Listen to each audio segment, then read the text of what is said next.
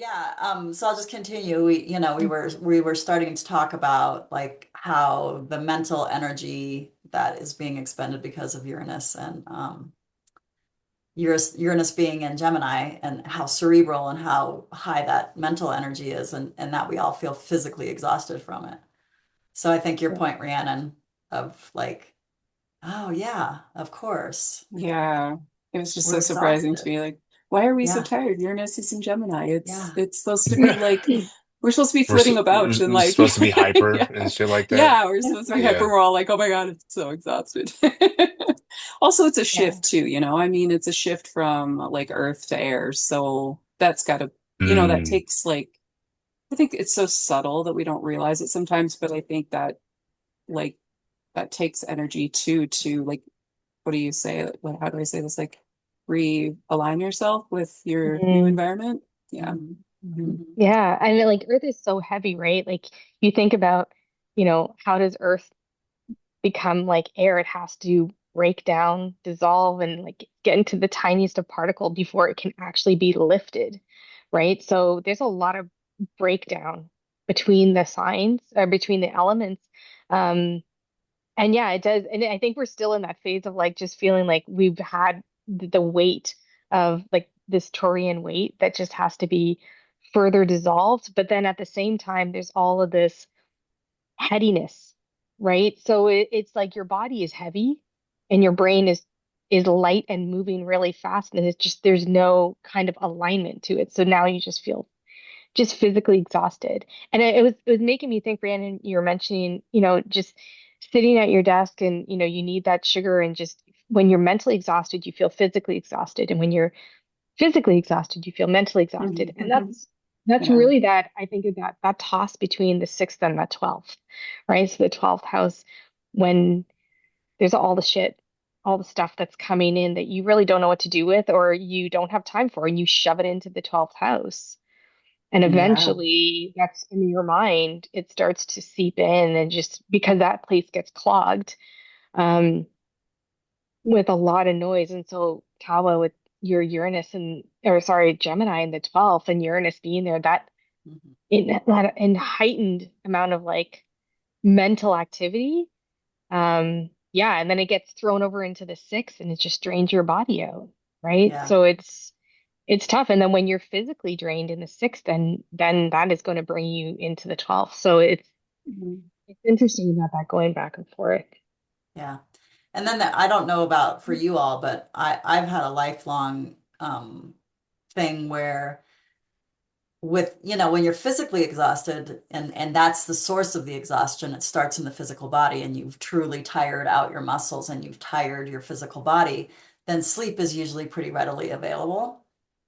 But when you're really mentally tired and it's the Mhm. mental exhaustion that is causing the physical Yeah. exhaustion, Yeah. it's Hmm. so cerebral that deep, restful, really productive sleep is less accessible too. So then that Yeah. probably is like Hmm. contributing. Yeah, that I've been noticing a lot. I think the last time we talked, or the last couple of times we talked, I had mentioned like I was doing a cut, and so I'm doing a cut. I'm eating less calories, and like I'm waking up in the middle of the night. My brain is just like wired. Mm. It's just like, and that was like the first couple weeks of Uranus Gemini, and I was like, oh my gosh, it's like I was just watching it. I was like, okay, well, you go on if you just do whatever you're gonna do because you're obviously on a roll. And I'm like, like it was just such a funny experience because I'm like, okay, this is how it goes. Is there anything It's else? Oh, sorry to cut you off. Is there no, no, no, go anything ahead, Brett. else? And I may have missed this when we were talking about earlier. Is there anything else that's going on in the sky right now that could like contribute to this? What were we We have talking Probably. full about? moon. We have full moon. It's happening Yeah. today, Yeah. right? In Yeah. Just Sag. just happened Yeah. And in Sag, yeah. and so, that's going to depend on where it's hitting your chart, which for you, Brett, let's see, you're a Virgo That's rising. Fourth house, fourth and that. Okay. Yeah. what's the So opposite of set? Oh, fourth and 10? Gemini. Yeah, yeah. it's fourth and tenth. Yeah. Mhm. So yeah, right across Yeah. there. Yeah. Yeah. Yeah, and it's funny is I actually I was just listening to Kira Ryberg and Chloe Margarita earlier, and they were talking about the fixed star Aldebaran, and that's what nine. I think right now it's not at 10 degrees Gemini, So that's for Virgo risings. That would be at our midheaven. I have my midheaven on at 9 degrees Gemini. My MC right there. So it feels like there feels like a lot of this back and forth, like just heightened of this, a lot of thoughts, a lot of different kinds of information coming in, and you're like, I just don't know what to do with all this. I don't know where to put it.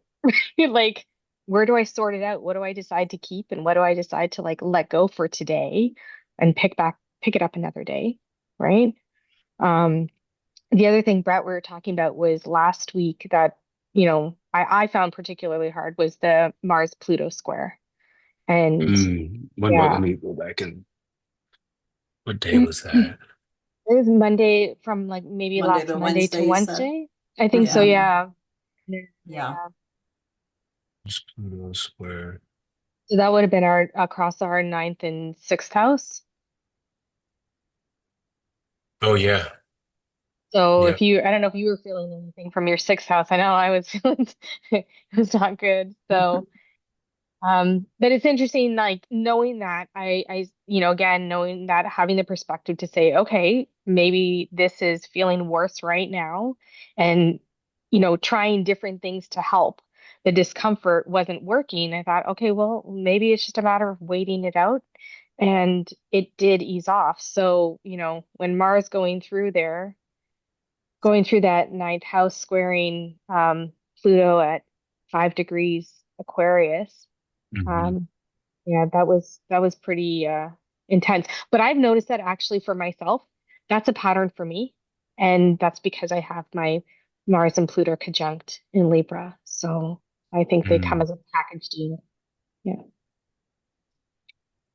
And I keep yeah, feeling like I can't kind of help but feel like there's that Aries pull that's happening too because of No Sa doubt. Saturn just, is Mhm. going to kind of continue to trudge forward in this sign and kind mm, of wake up whatever it's going to wake up. And so I feel like there's that. And of course, it's the Aries energy that's trying to pull us to feel like maybe a little more fiery and more with it and active and involved in it. And yet there's so many other things that are kind of making it feel like too much. I didn't yeah. even realize this, Tawa, but the full moon today, it looks like it's trine Saturn and sextile the sun. Yeah. Or Mm, Saturn is sextile the sun. Center. So Yeah, it that's is. yeah, definitely Yeah. yeah. So involved. it's lighting that up too. Yeah. Yeah. Yeah. So it's a lot of It's a things lot kind of of juggling. pinging. Yeah. Yeah. Yeah. Yeah, and I think this is where I've like said to people that, people who don't, know any astrology is they're saying the same things we're saying, right? Without the context of it. And I just said, just be kind to yourself, take your breaks. Don't feel bad about taking your breaks, Yeah. right? I think that's the biggest thing because most people want to take the break. They know they need to take the break. They just feel like they can't. They feel obligated to continue to keep going. Mhm.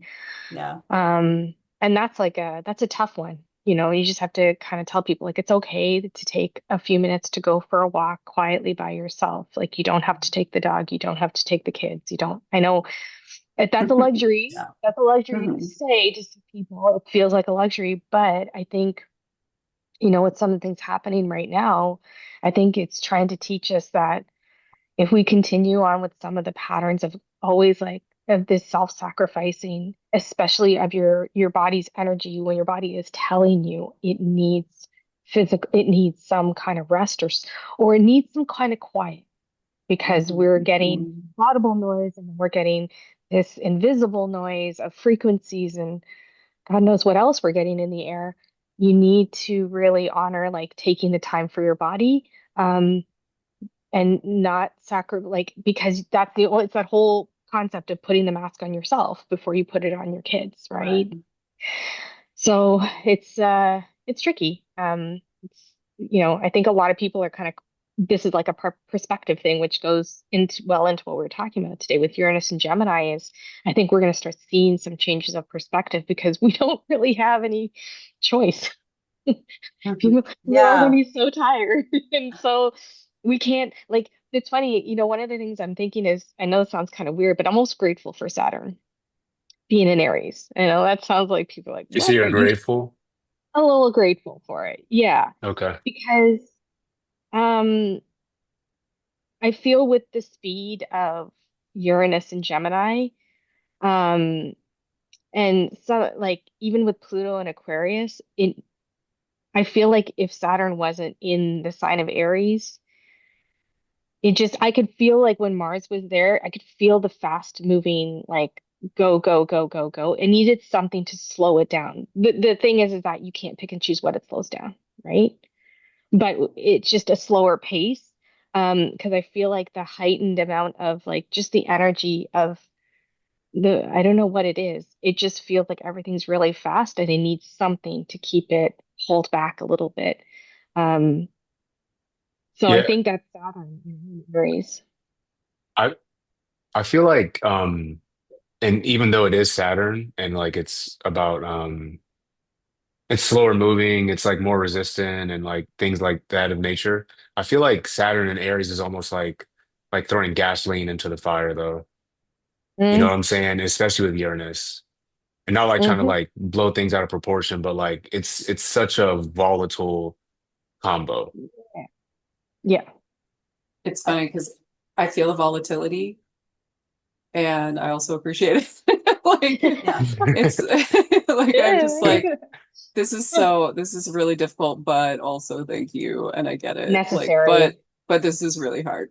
Yeah. Mm, Yeah. That's a really good point. Yeah. But Hmm. yeah. I think essentially, it takes that kind of volatility to really break things up and break it Yeah, loose and shift, exactly. like you were saying, Tasha, about, you know, learning how to do some self-care and take that time and do the thing. And, Excuse me. a big part of why we can't do it or we have difficulty doing it is that noise that we're getting from society and from the collective saying that that's inappropriate, right? Because we've all learned this. It's just that it's so deep in our psyches to think that it's not appropriate. But also when you're actually trying to do it, and I've seen multiple people lately, myself included, which I have a lot more practice, I'd say, um, taking care of myself and choosing very specifically, like, no, I'm not going to do what the mainstream thinks I need to do in this. I'm not able to do it in that way. It's not sustainable for me. Yeah. It's not healthy for me. I'm not able to do it.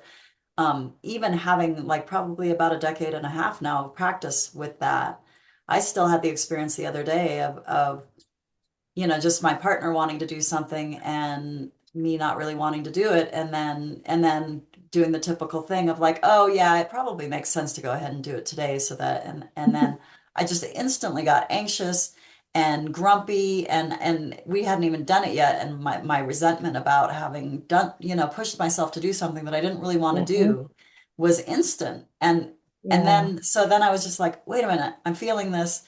I can't do this. Like I need to not do that. And of course they were just like, okay, whatever, we'll do it a different day.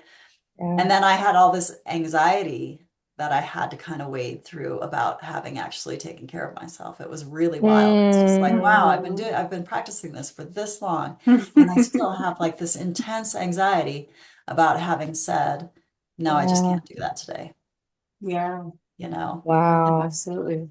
And I have a really good friend who's transitioning into a new job, and has kind of done it in a way of asking for their needs to be met in the work schedule, in pay, and just how they feel they can sustain this job. And then there's all this sense of looking around at coworkers, and none of the coworkers are taking care of themselves, so that it feels like I'm an asshole because Hmm. because I've Right? asked for this and I'm actually getting my needs met, but no one Yes. else is getting their needs met. So, Right. it's really, Yeah. And little do that they push. know, sorry, Yeah. Tom. They're No, paving you're the way fine. for everyone to do the same thing, which is Yeah. awesome. Yeah, exactly. Yeah. And you and end then up there being on there top of for a that, little there's bit.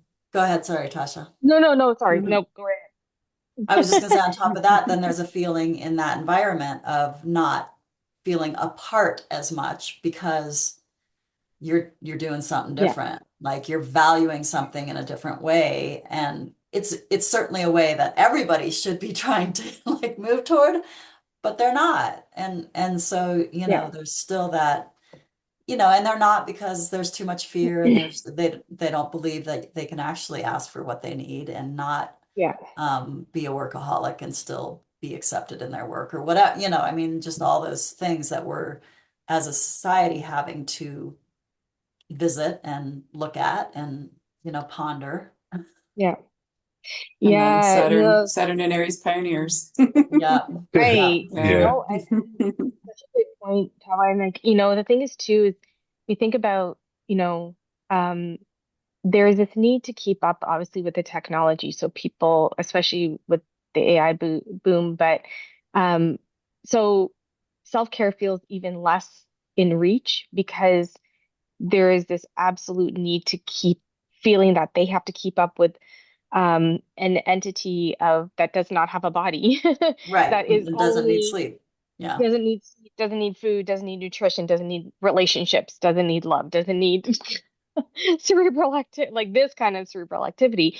And so it can run at that pace, but human beings can't do that. And to your point, like you said, that when it takes a lot to get to a point where you can self-advocate in your workplace. It's a very difficult task to do. And yes, you do get kind of looked at. I think there's some resentment that kind of comes in, and Mhm. people kind of look at you and think, and I think this actually goes to a lot of people of different kind of subcultures and groups of people is why are you allowed to be who you are? Why do you get the chance to advocate? Like who made it okay for you to do it and not the rest of us? When what they don't realize is that it's you have to be the one. And not only do you take the goal of the win of advocating for yourself, but you also take a lot of the hardship, which is, you become an outcast from your peers. You can be told no, and then you have to fight your establishment to try to get that advocacy. So when somebody does get their needs met, I think that comes like, and to your point, Rhiannon, with Saturn and Aries, that comes with a lot of a fight that nobody else sees. Yeah. Mhm. Yeah. Right? Yeah. It was singular and personal and very Aries, that very Aries, like on my own type, Yeah. Yeah. type vibe. Yeah, that feeling. And I think advocating for your self-care is probably going to be that Uranus and Gemini thing that hopefully shifts over the next 7 years. Like when we Right. look at this as a 7-year transit, there's no way this world's going to look the same in the next 7 years. Like we're going Yeah. day by day and everything is like, it's crazy. So in 7 years, I mean, I would hope because people are getting pushed to the point where um, we're looking at the nervous system more than we ever were because that's where everybody is, it's not like Right. big injury. It is all that other stuff, but everybody as a collective, their nerve endings are being um And so it's provoked. what's getting tested the most at this point. Yeah, Yeah. Well, Right. maybe not the most, but a lot more than usual. I yeah, agree. Yeah. yeah. Well, it's like the first stopgap. It's like the first thing layer of where you're gonna see when, it's one of the Mm, first telltale signs of chronic stress is gonna hit the nervous system, you know. right.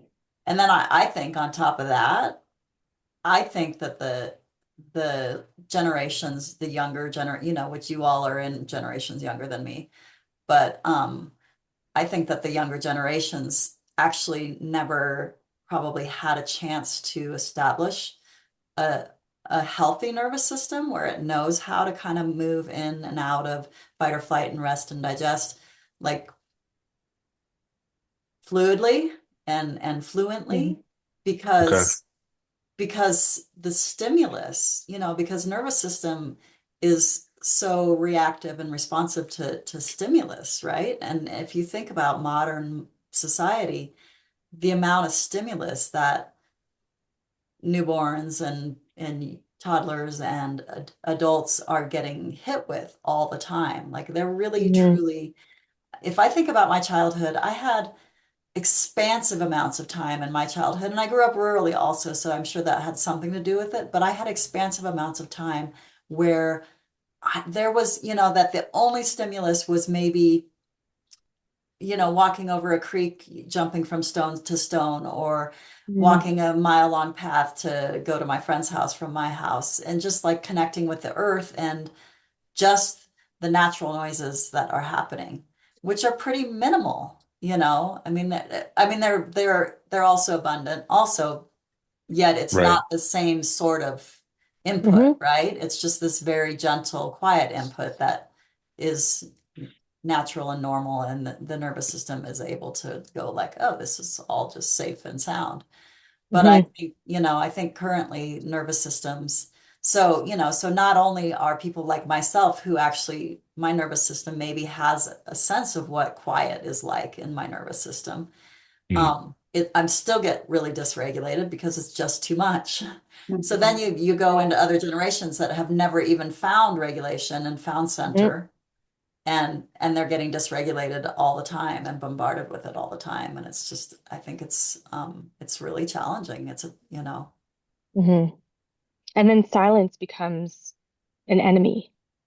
Like I feel with a lot of people, or like with what you're talking about, is that, I mean, it took me a long time to be able to sit in silence or just sit quietly and not do anything. The anxiety gets really palpable when you like don't have a book, you don't have your phone, you sit outside and you stare at the sun. If you actually do that, it I think, yeah, I think for most of us, I think in our generation, like it's quite difficult because we have been going, going, going for so long. And I also think we have a bit of a in our generations of what are you doing right now? Should you be Mhm. doing that? Are you supposed to be doing that? Shouldn't you be doing something better with your time? And rest was not really attributed to, I think, our generations, Yeah, right? yeah. So, yeah. And it wasn't really attributed to mine, No. but I think that in childhood it was given more, you know what I mean?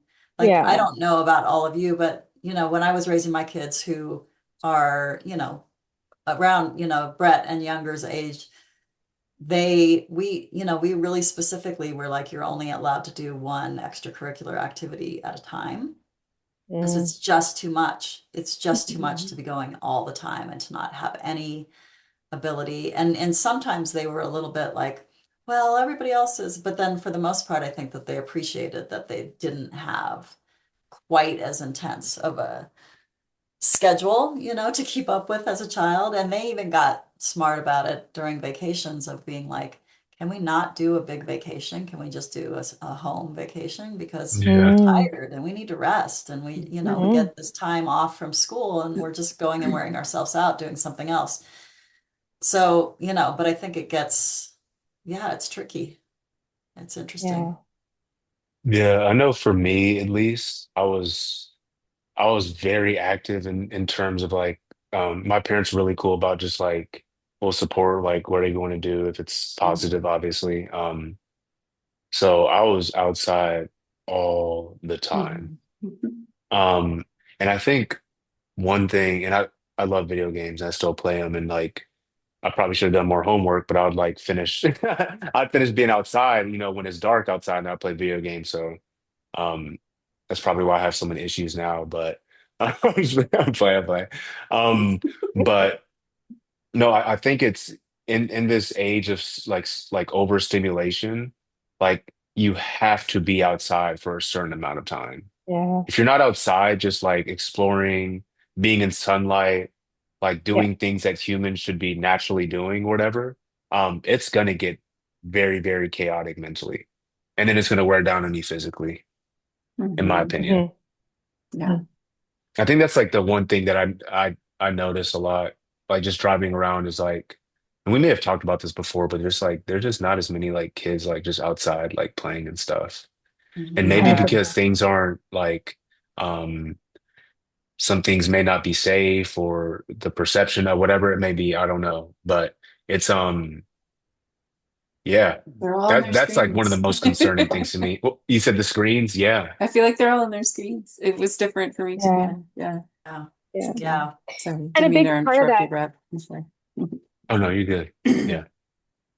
and a big part of that too is like, I think about the whole screen culture with, the kids of my generation, of the Gen Xers, I think a big part of that too is because the parents are so overworked. They're on those hamster wheels of trying to maintain the career, the home, the vacations, the extracurriculars, the extra pets and everything else. And it was the whole this is what you need to build for your life and this is what life is like, right? Hmm. There's no Yeah. other way to live life that have this way of career, family, daily, da da da da da da. Da. And that's it. And you work and you do the routine. You work and you do the routine. And so I see a lot of those parents and I have sympathy for them because they're on a hamster wheel that I feel like is so difficult for them to step off. Hmm. They don't feel like they can step off. And so then the kids, I'm sure that they would want to go and sit outside, just sit on the lawn with their kids and their dog and whatever. But there's like no time. There's no time because everything is scheduled in and booked, and then people have.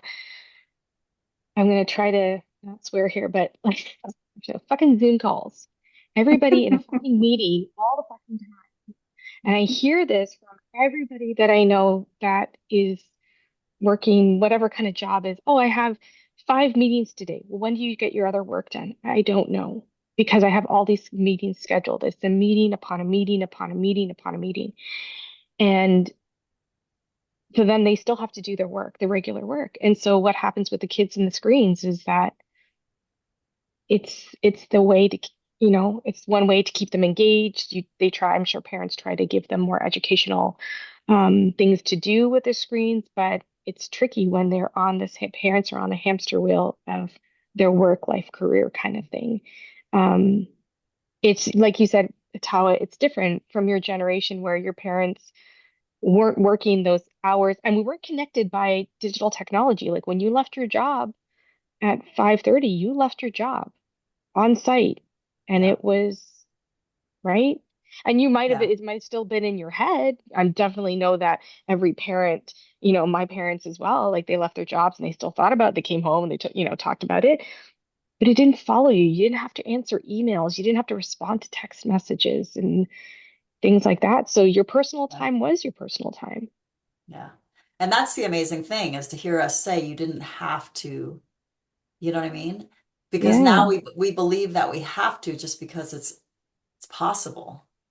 Yeah. To me, it's just absurd to think that you have to answer text messages or phone calls or when your work hours are done.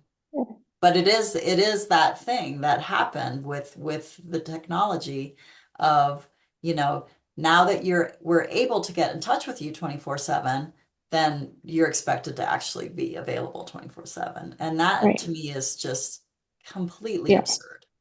I might just And start I, sending letters to people again.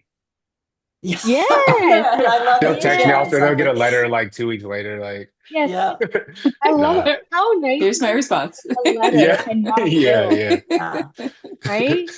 How And nice would it to be? I get a letter, not a bill in the mail, like a physical thing in the mail. yeah. No. A Well, and wonder imagine, of I it. mean, it just made me think about nervous systems. Like if our communication was that slow now, Hmm. one, we would be way more thoughtful about what we're saying, you Mm, know? that's a But then fact. Mhm. two, I think, we once you send your letter, then you have to like one, it may not ever be responded to Yeah. because that doesn't always get responded to, but if it's somebody that that is responsive and stuff, you're going to be like, okay, it's going to be a month before I get to hear back and hear like what they're thinking or what their response is to what I'm saying or what I'm feeling. And so it's just like it gives your nervous system time to relax and decompress in between Mhm. communication. Mm-hmm. And we don't get any of that. And they talk about, Yeah. the fact that text messaging, it's so easy to kind of be an asshole and not check yourself and not have Mhm. empathy, or not even have the thought of like, how is this going to impact the person that I'm sending it to? Mm-hmm. you know? And so Mm-hmm. it's really it's interesting. It comes back, I think, a lot to the nervous system stuff that we deal with, of this stimulation and constant stimulation. Mm. Mm-hmm. Yeah. And I think that ties in with Pluto and Aquarius, right? So I think what Pluto's going to do, and that 20-year journey in through Aquarius. I mean, for me, it's through my sixth house. So I feel it about, I always think about workplace environment and what it means and what it can look like, what I think it should look like. Um, I definitely think that where we are right now is it's terrible. Like we need a massive labor movement because Yeah. none of it seems none of it's right. It's just driving people into the ground, and it doesn't have to be that way. So I think that, I think what usually happens is we get pushed to a limit, right? To the limit that Saturn in Aries, what's our personal limit, right? Yeah. Of what gets in the way of us taking care of, like me taking care of me, so that I can take care of you, right? Or I can support you, your business, your company, or whatever it might be. And I think we're going to all hit those limits of like, no, I'm no longer going to be willing to do that. And I think about people traveling for work. I think about people having to schedule in meetings during their family time on weekends, whatever it might be, having to, explain healthcare. Like, people have major healthcare issues and they can't get appointments because their work requires them to do this. And like the sacrifice for work in 2026, that needs to stop. That needs to like a hard reset, you know? I've been waiting So for it for a while because, yeah, like yeah, me I too. jumped off that train, in Yeah. 2012. Mm. And so I've just been internally like cheering everybody on. Come on, we can do this. Social revolution. Yes. Because you're right, it's not going to change until people are like, no, I won't do Yeah. it. I can't Yeah. do that. Yeah. Can't Yeah. survive it. Not going to happen. And Yeah.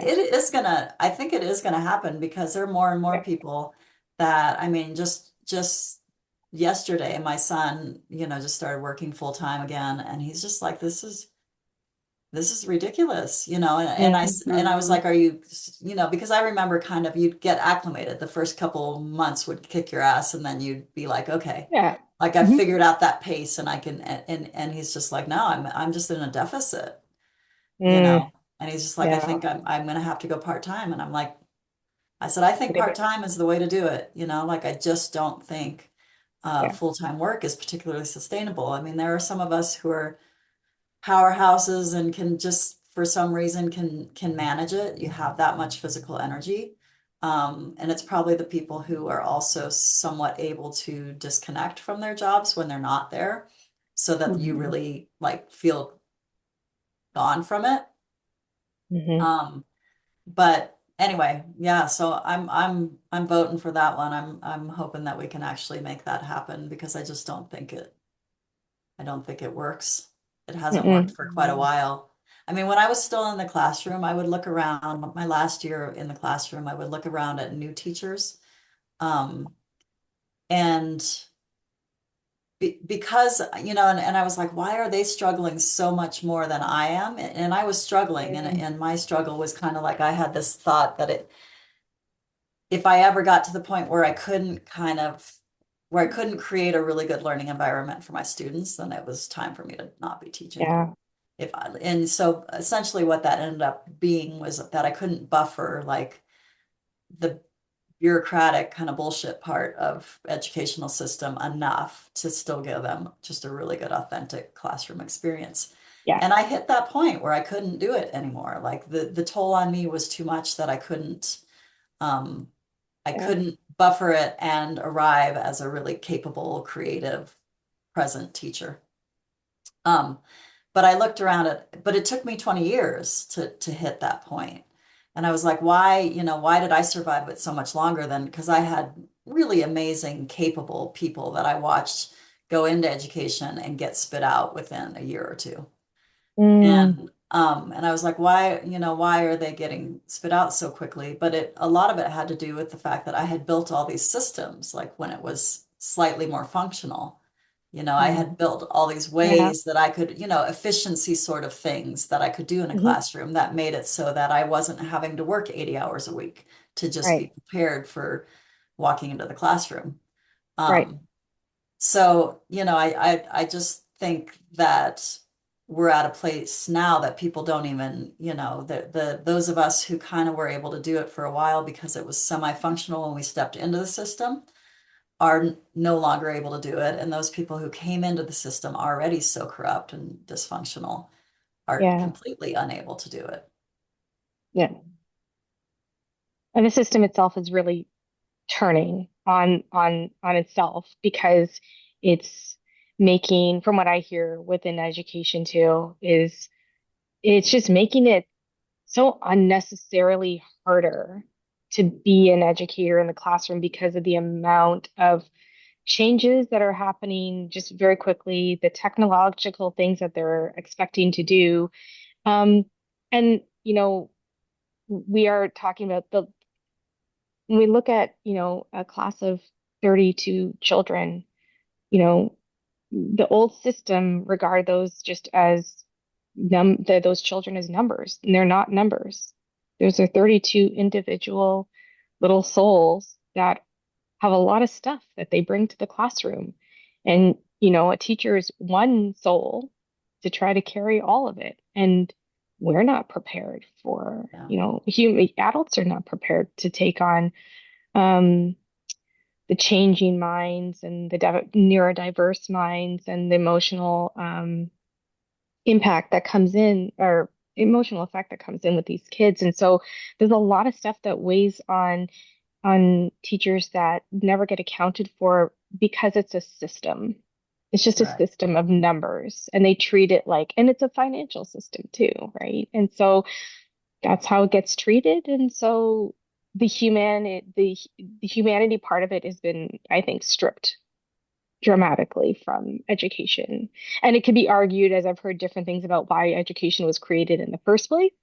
But you could say that maybe it was never really had the true sense of humanity built into it, because I do think that the way we teach, at least in North America, there are different models, but we rely on a system that is much more fear-based and based on measurements that don't really have real impact and set people up for a life of adulthood that can be really supportive to who they are. I think it's just all, again, funneling into industries.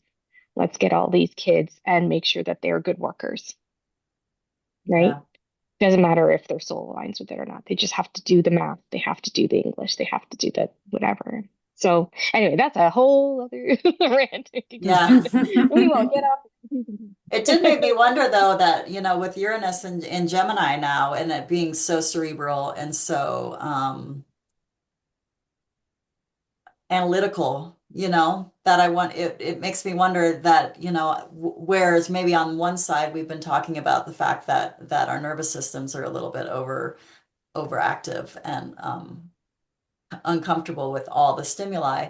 I wonder whether on the other side it's not going to open up the capacity to be more critical, like in our way of Mm, looking at the system, and that on a larger scale, people aren't going to become just a little more willing and able to look at things from a really critical, analytical, cerebral lens, of yeah, like what is this and how is it working or not working and what is it doing to us and are we do we want to do that? Ask yeah, the Yeah. question.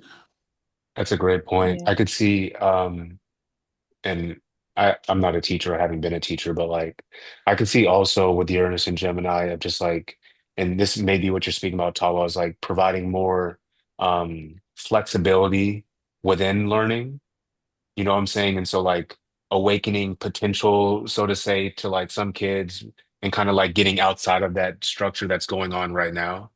And once again, Mhm. I'm not I haven't been to school and I'm showing my age. I haven't been to school in forever, but like um that's one positive that can come from this transit, right? It's like, okay, Yeah. like here we have a lot of diverse ways to teach you guys now, Hmm. which would be really cool. You know, Hmm. it could like really like um forgot what this forgot what the word is, but yeah, I feel like that could help potentially in some type of way. Yeah. Because I was reading Yeah. something the other day about like or no, I just finished reading The Soul's Code by James Hillman when we were talking about that Mm. the other day. Hmm. Yeah. Um and uh there was one chapter. I wish I would have wrote it down or like took some notes on it, but I think it was like talking about like just how some kids need to be taught differently and they Hmm. just may not they may seem like they're not smart in some area, but it's just the way that they're being taught or Yeah. whatever. And maybe y'all can Yeah. speak to that a little bit more. I bet there's like some kids that you guys taught, but like once you approach them in a different angle, um, they're like, oh, okay, like this actually makes a little bit more sense. Could flourish in that like in that way. Yeah. And like 100%. That is really truly you see that every kid can learn, and again, it takes time, right? You don't know right away, but you can see that there's one kid that, like, if we do something different, this could really support them. But that's only when the time you have them with you. And then beyond that, and then you can make Mm, recommendations for as they continue on into their next years. And the system that places them to their courses can either listen or not listen. Again, it's the value in our perspectives of what do we think is worth learning. So a child who may not be quote unquote well versed and academically strong and maybe science and math, like physics and math or whatever, might be extremely well adept in using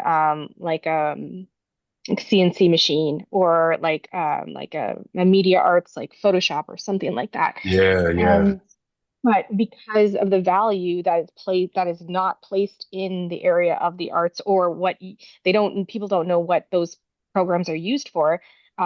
CNC, somebody might say, oh, well, that's tech. That's just like basic tech. It's not AI. If you say AI, then everybody perks up their ears and say, yes, yes, let's put this child in this class that's going to whatever. But if you say, like, oh, they're going to learn how to operate these machines, these physical machines, there is this perception. And I think this is where we need some education into the reality of like where somebody's skill level can grow and how they can be a contributing adult or person in society is to find out what their best skill set is and nurture it. But we don't do that. What we do is say what we think is what you should do, and we're going to just force feed you. That's it, these That's so courses. dangerous. That's so limiting. It's This is almost the where same this is thing. our history of education. Yeah, yeah. And I haven't I'm around football coaches and I haven't coached myself like full time or whatever, but like um that's the thing that like irritates me sometimes is like um to me what makes a good coach is like somebody who can bring out the best out of someone. And it's not just about your system. You know what I'm saying? I feel like there's like a selfishness that comes with that like line of thinking like this is just my system. Yeah. Either you run it or you can't. You know, and obviously there's like some Yeah. if you have like severe limitations and some type of things, then like yeah, like that may be a problem. But it's about finding the best out of somebody. Yeah. And to me, that's why I love astrology so much because it's even though we're not our charts, you know, it reflects a lot of the things that we're good at and that we should be doing, you know. Um Yeah. that the more I work with astrology, the more I fall in love with that part of it. It's like I remember when I first started studying it and I was like, oh, this chart may not be as potent because they don't have this placement or they don't have this many planets in their domicile. So that shit doesn't really matter. Mm, All this is doing is like reflecting what the archetypes may be within your lifetime. And there's so much versatility within that. mhm, Yeah, giving you mhm, something to like relate to and see your blind spots and see where, where you might not be seeing parts of yourself for sure. Yeah. Yeah, I love that too. That was mhm, something that made like drew me to it. It's so holistic. Hmm. You can see the whole mhm, entire structure. Yeah, and I Well, was that, thinking too about go ahead. oh, I was thinking too about Natasha earlier. You said um like like how can we work well in this like Uranus transit and um like how can we use it to the best of our ability or like ground mhm, ourselves in that.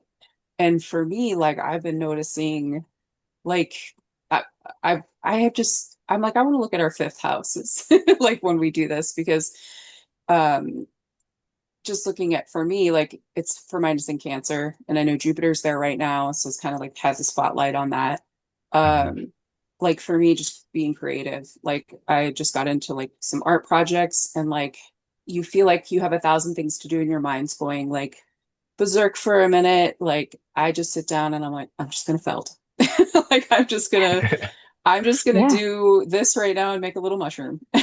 Like, yes, I don't know. And that to me, like, when you start doing it, you're like, oh, that seems so like like it seems like it doesn't matter. Like, but it was actually like it was so helpful. It just helped me so much during my day.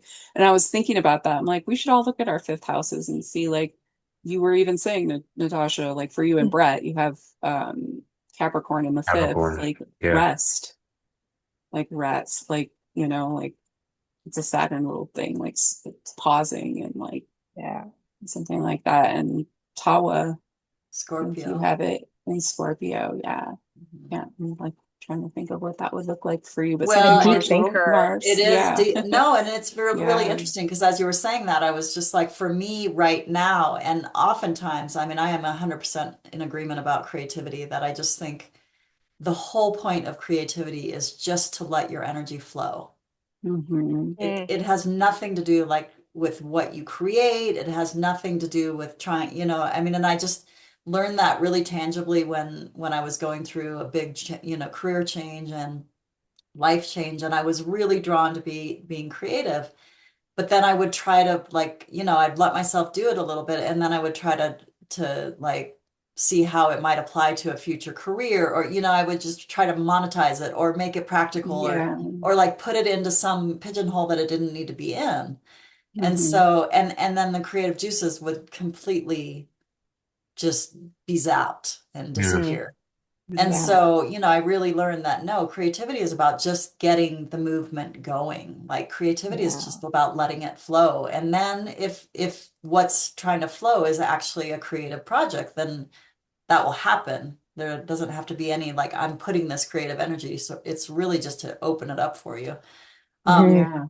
but as you were saying it, I was like, I'm not feeling like that because that's often a go-to Hmm. for me. But right now I'm not. So it's interesting that you're looking at fifth house Yeah. I because just couldn't help. Yeah. mhm, Like the right, joy, like because where your joy Scorpio, is. Like, yeah, like yeah. what is really feeding me right now is a lot of just deep, deep introspection, which has always mm, been something that I has fed me. But I'm, like just looking at it from new directions and allowing myself to explore in that way. Like in the last couple months, I started doing family constellation therapy, and it was just kind of not because Oh, I really felt like I needed it, but a good friend um, had been doing some of it, and I just liked the way that she described it was done. And it's very interesting because I've always been really intrigued by the transgenerational, you know, ancestral part of healing and mhm, understanding, and so that has always been something I'm super curious about. So I've been doing that, and then a couple different people, I think you were one of them, maybe Tasha, mentioned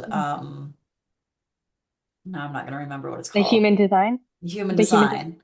Right. So you had mentioned it, and then a friend came and visited and had the app on their phone of human design to like plug it in and see kind of what your human design stuff is. And then just recently, another person pointed out Enneagram again, which I Mm, have previously looked into. And Enneagram is kind of, if you don't know what it is, it's just it's considered kind of the oldest personality test, like a Briggs-Myers, but it's, mm, been around a lot longer than that. What were you saying, I'm Rhiannon? gonna have to write that down. That sounds Yeah, yeah, interesting. check it out. So, I mean, if anybody, you all or other people who, if you want to check it out, there's a basic website that's called eclecticenergies.com, I think. And mm, it has multiple things. It talks about chakras, it has the I Ching on there, but it also has an Nice. Enneagram test that you can take. nice. Okay. And it was interesting because I've done it before and I've gotten a certain number because it's 1 through 9, and then your number goes with a personality type.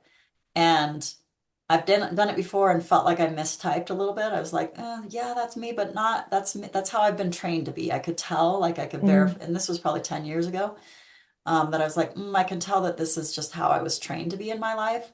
And then a mm, friend who was very knowledgeable and had read up on Enneagram a ton was like, no, no, I think you're this one.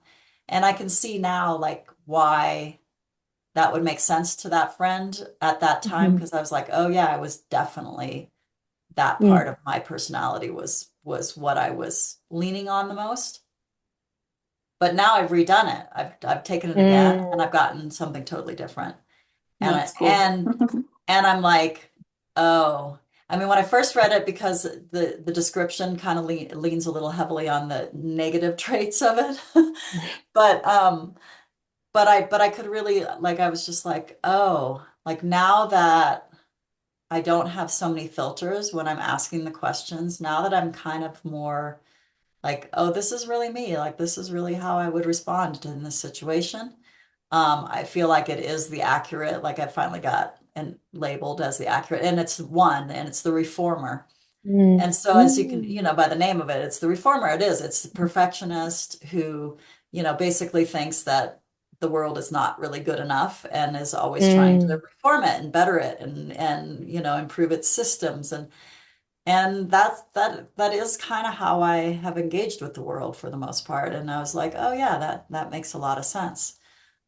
mm. Um, but anyway, so it's funny, really, I didn't need to go into that much detail, but what you're saying, Rhiannon, about looking into our fifth house.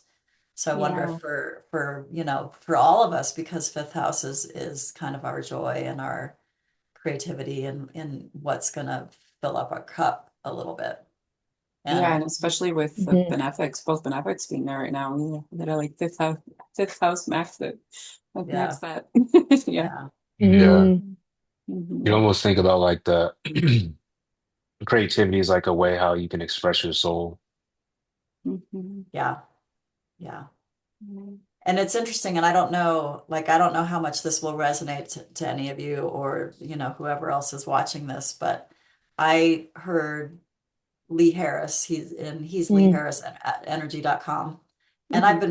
I enjoy him. I've seen him live and Me I too. I watch his energy updates and stuff. And um he was saying that, well, actually he was channeling, so it wasn't even him, but his guides were saying that right now, because we've been talking about kind of being overwhelmed and overstimulated and nervous system is rough. And what I have noticed is that my normal routine and rituals for centering and for finding my truly embodied present self, which is always the healthier, more capable of dealing with all of this kind of stuff, self has been less accessible to me.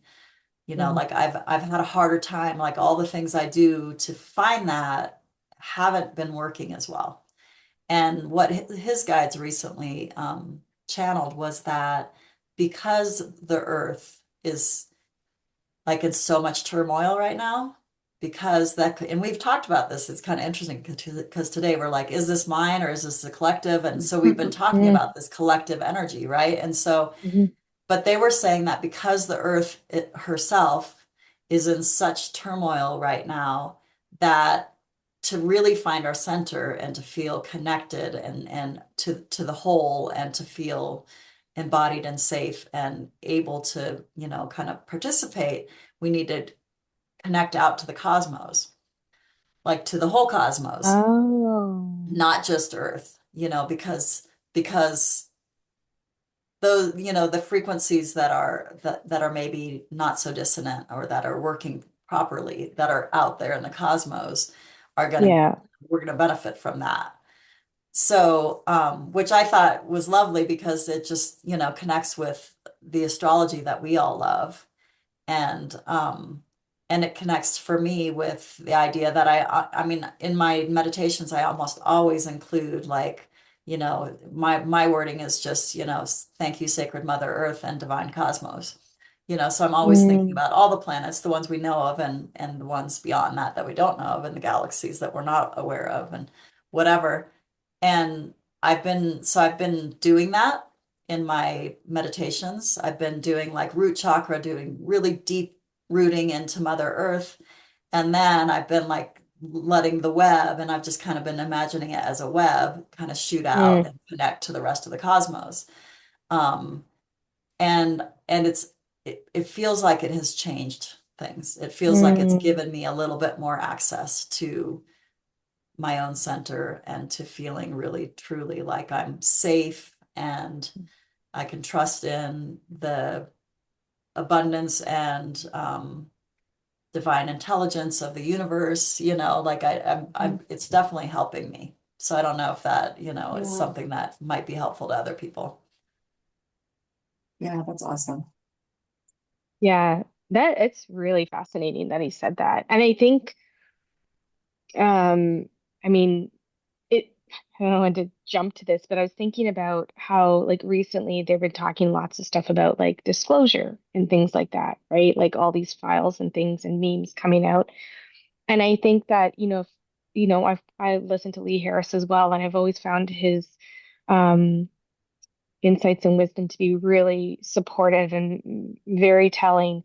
And so if he's saying, not just to connect to Mother Earth, but to connect to the cosmos, I think that is a real, very real direction, right? From his guides like the Z's. And um, I think it is speaking to something, I don't know if anybody else has been hearing about, a lot of the other astrologers talking about the Barbell basket that's coming up in July.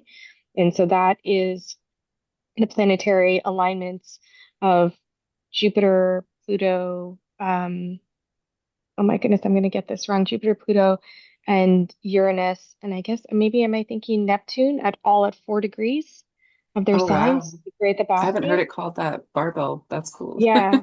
So Okay. it's after Andre Barbeau. And Esther Anderson has done a great talk about him. He's talked about him many times, I think, but I've seen several astrologers talk about him. And Andre Barbeau, I think what did he predict? Things like, the fall of the Russian Empire, the even COVID, things like that. And he passed away just before COVID. He passed away in 2019. And so this next, we look at some of these transits that everybody's like, oh, these big things are going to happen. We don't, just like eclipses, they don't always happen on the day, but we're definitely seeing those shifts of things. And I think, Tav, when you're saying that, even the Z's is saying connect out to the cosmos, they're asking for people to use, like, have faith in something bigger than themselves and to extend beyond this, be grounded, be of this world, of this earth, but to now look beyond because I think they're looking down in on us, and we're going to see that connection. And I always, I know I've talked about, read about this a few times, and is, media tells us these things are happening, right? They kind of show us what's going to happen and then it happens. And so we have movies coming out like Disclosure Day. And I think later on in the year, we have things like Three Body Problem coming out with another series. And so there's a lot of stuff about this connection with extraterrestrials and all kinds of stuff.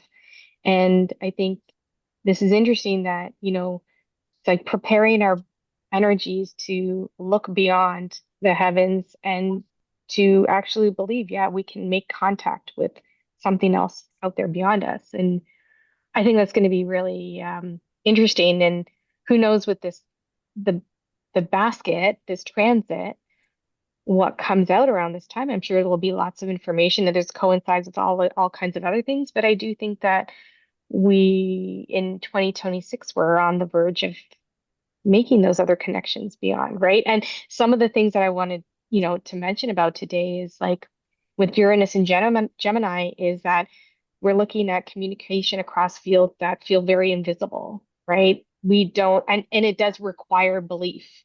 Um, so I wanted to actually talk about some of those other things, but I don't want to skip into that. But I wanted to finish off with what you were talking about, Tawa. I think that was it kind of set my brain going when you said Mhm. that. Which is really interesting and really, I like what Lee Harris has to say. I think it's always pretty spot on. Yeah. Well, and I think I was just realizing as you were talking that I don't remember how many episodes ago, maybe two or three ago, I said something about thinking of the Earth as your personal spaceship or your Mm, That might space have been last station. episode, I think. Yeah, it was Yeah. yes. last one. Yeah. Yes. Yeah, and so that even kind of makes to me makes even more sense. And I was breaking it down kind of to the micro to think of if we think of it as this thing that we tend to treasure, because I think I was making the comparison of people in their car or their motorcycle that they take, like immaculate care of these things. And so, we Mhm. could potentially learn how to Mhm. take immaculate care of this spaceship or this space station that is Earth. But it also fits into the idea that we're just this tiny little thing, and that we're finally learning how to include a bigger perception of Yeah. everything. And it's funny for me because I've had moments in, my journey where I've been like, okay, I can handle all this stuff like angels and archangels and guides and past soul because I've even done some medium, not intentionally, but I've done some mediumship with clients that I worked with really closely that just really wanted those sorts of services. And so I was like, well, let's give it a go, see what happens. And so I have actually spoken to the dead and done Mm. that sort of thing. Um, but at one point I was just like, okay, fine, I can accept all of this, but just not aliens. And you know, and and then like right away one of my Draw the guides over my line. shoulder just started laughing, and I'm like, fuck. You know, like, God damn it, I'm already you telling me I'm already communicating with aliens. Um, you know. So, I mean, so it's just kind of Oh fun that goodness. it's finally like, and people, I mean, what did we think? What did we think these beings that we're connecting with are, like really? Did we really think that Yeah. they're like we're the only thing here?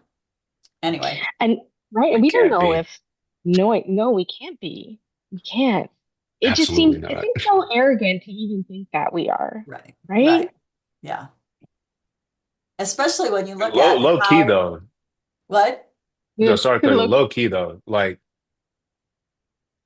I'm not taking shots at anybody, but if you were to think that like what we see is that's it, Mhm. then Yeah. um joke's on you, in my opinion. And I mean Mm. that in the most respectful way possible. Mm. Like Yeah.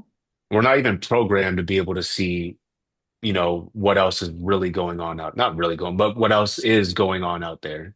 And we're probably Hmm. not even meant to. That's kind of like why we are who we are right now. That's like this is like us being in our physical body right now, Yeah. you Yeah. know? Yeah. Um, and I'm gonna take a quick diversion, but like I think part of why I love astrology too, it's like it's an invitation to like the unknown as well, and to some of the things that you can't see. Yeah. And Mhm. that's so awesome. Yeah. It is. Like the magic with just like looking at a Mm. chart or just reading the symbols, you're like, yo, what the fuck? Excuse my language, like Yeah. what is going Yeah. on, bro? This is crazy. Yeah. Yeah. Yeah, I mean, absolutely. the fact that things can be, you learn the symbols, you learn the archetypes. You're like, okay, right? Like it's like learning equations, whatever. But to see them unfold in real time, right? To see things happen. So a week ago I took a class with Kira Sutherland, who does medical astrology, and she was talking about Gemini, the sign of Gemini, and how it's common with Uranus and Gemini, especially too, like a lot of cyclists getting into accidents and breaking their collarbones. And it was wild because a week before, my brother-in-law, who's a cyclist, a road cyclist, one of his friends got into a terrible accident and broke his either his collarbone or clavicle. And that's Mm. something quite common, right? Somebody on a bike, 'cause they kind of fall forward. And so when you see those things happen, you're like, wow, this like no way, but that this could be, you could see these little glyphs match up with the the life that we lead and Mm, our yeah. and I think that's the magic of it, right? But and you kind of wish that more people would see this. And we are seeing it. Actually, I was gonna kind of jump to this really quickly because it came up to me the other day that this Uranus and Gemini um season that we're in now is so many astrologers coming up with new courses and books. Like I've heard of so many, I mean, our own, Adam Elavas, he just released his own book, The Oracle Speaks, which is fantastic, absolutely amazing. Um, Thanks. and Yeah. it's so good and it really puts you in touch with that part of yourself that is connected to the divine and to an oracular kind of like animistic way of being, without having to tell the transits explicitly. But when you're reading it, you're like, I understand exactly what's happening here. And we've all experienced that. But I think we always and this is again a Uranus and Gemini thing, is we let the voice of somebody else's perspective get in, right? And I'm hoping that maybe that limit, that Saturn and Aries limit that we have to reach is really getting to the point of what is my intuition telling me? What is really like, what is my truth? Like, what do I really know? Because a lot of people tell me, you'll say something, they'll say, well, that's not true, or you're not right, or whatever. You actually could fucking be right. You probably are right, right? But then we constantly deny what we know. We're like, oh, I think it should be this way, and then somebody says something else and we turn our backs on it. So it's hopefully that we start to really dip into more of our intuition and hearing that part. What did they say? Like you listen, but not listen to your brain speaking, but listen to your heart speaking, like it's that heart coherence. And I've heard this now so many times over the last couple of years. So I'm like, I don't know what they're talking about. And I think just even like in the last week, I started to realize I'm like, okay, when you go through a stressful moment, dip back into your heart and say, what is your heart telling you about this situation right now? Not what your head is. Because your head gets ruled by all the systems that it adapted to be part of, right? For survival, right? We adapt ourselves for our workplace and for our family systems and whatever. But then you lose your own intuition. And so it's time to separate it. Like we're in that like Gemini of, well, they're not in Virgo season yet of analyzing the pieces, but we've got all these pieces where we're like, AI is coming in. We have changes in politics around the world, education systems, media, all kinds of things. And you just have to start asking yourself, okay, what is it for me? Like specifically for me, because there's a lot of options to us now that we did not have before. Civilization didn't have the options that we have. We have so many options. We don't know what to do with them, right? And so I think this is something that we have to separate and say, like, this is personally going to be for me, and really listen to that inner kind of voice, which is hard to, you have to dig and find that inner voice, I think, with the noise that's happening right now, you know? Um, yeah, sorry, I went off the Oh no, tangent. you're great. It's funny. There's a part of me just because I've worked so much with people who are trying to learn how to follow their intuition or follow their heart, so to speak. And um, I would just say that there's a little bit of a caveat that you have to, because a lot of people, one, when we're following our mind, usually it's our super ego, so it's not even our intelligent mind. And so, um, okay, and we got to finish up here pretty quick. Yeah. And then also when we follow our heart, sometimes it's our reactive, our kind of old subconscious material that's reacting with our heart.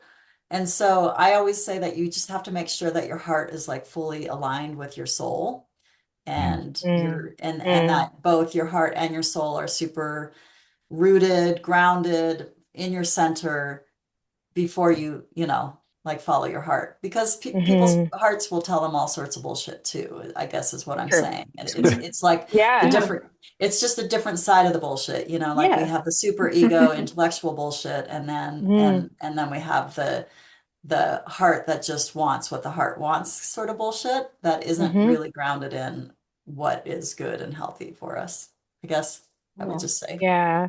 Yeah. It's Yeah. funny. I think that's often that was taught to women quite a bit is that stop Yeah.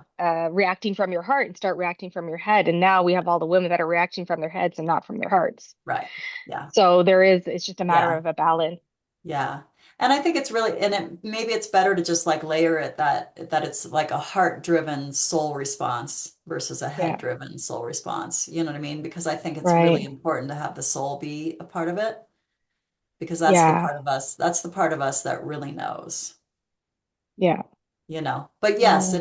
it is the more feminine, it is the more heart-centered, it is the more compassionate way to respond and understand and approach things. And I agree 100% that people need to learn that. And so I think when your words, when you were saying, follow your truth, because that's really what we're trying to say, is like Yeah.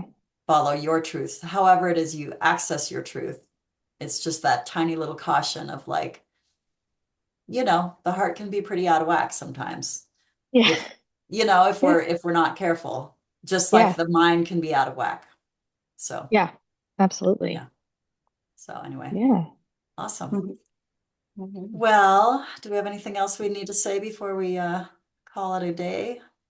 No, that I was had a fun whole though. slide deck, but I'll leave it for another day. The the 444 thing is happening on July 4th. And there's Oh, actually the moon wow. will be at 4 degrees Pisces as well. So it's going to be Oh Pluto, wow. Oh, Pluto, Neptune, Mars, and then Uranus is at 3 degrees right next to Mars. So that'll be interesting. Be an Yeah, interesting time. So that's all I have. for sure. thank you, That's So Rhiannon. those are my That's final awesome. thoughts. Love it. I look love it. Yeah. look forward to the beginning of July being kind of wild. Yeah, Yeah. Yeah. awesome. Mm, Great. cool. Thank you all.